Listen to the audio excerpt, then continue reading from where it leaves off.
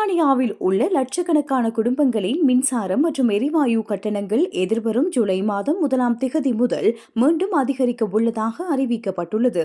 இந்த புதிய விலை உயர்வு நுகர்வோரின் மாதாந்திர பட்ஜெட்டில் பெரும் சுமையை ஏற்படுத்தும் என்று நிபுணர்கள் எச்சரித்துள்ளனர். எரிசக்தி ஒழுங்குமுறை வாரியமான ஆஃப்ஜெம் வெளியிட்டுள்ள புதிய விலை வரம்பு அறிவிப்பின்படி சராசரி குடும்பங்களுக்கான ஆண்டு எரிசக்தி கட்டணம் சுமார் 13% வரை உயரக்கூடும். இதன் மூலம் சராசரியாக ஒவ்வொரு குடும்பத்தின் ஆண்டு கட்டணமும் கணிசமாக அதிகரிக்கும். மத்திய கிழக்கு நாடுகளில் ஏற்பட்டுள்ள கடுமையான புவிசார் அரசியல் பதற்றங்கள் மற்றும் போர் சூழல் காரணமாக சர்வதேச சந்தையில் மொத்த எரிவாயுவின் விலை கடுமையாக உயர்ந்துள்ளது. இதுவே தற்போதைய மின்கட்டண உயர்வுக்கு மிக முக்கிய காரணமாக கூறப்படுகின்றது.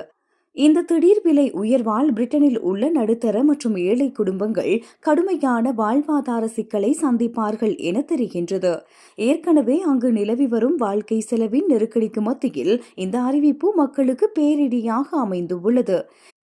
இச்சூழ்நிலையில் நுகர்வோர் தங்களின் கூடுதல் கட்டணங்களை தவிர்க்க நிலையான கட்டண ஒப்பந்தங்களுக்கு மாறுவது நல்லது என்று நிதி ஆலோசகர்கள் பரிந்துரைக்கின்றனர். தற்போதைய சந்தை நிலவரப்படி இதுவே ஓரளவுக்கு பணத்தை மிச்சப்படுத்த உதவும் வழியாக பார்க்கப்படுகின்றது. மறுபுறம் ஏழை எளிய மக்களை பாதுகாக்க அரசாங்கம் தள்ளுபடி விலையில் ஒரு குறிப்பிட்ட அளவு மின்சாரத்தை வழங்கும் மலிவு விலை எரிசக்தி உத்தரவாத திட்டத்தை உடனடியாக அமுல்படுத்த வேண்டும் என்று பல்வேறு சமூக நல அமைப்புகள் கோரிக்கை விடுத்துள்ளன.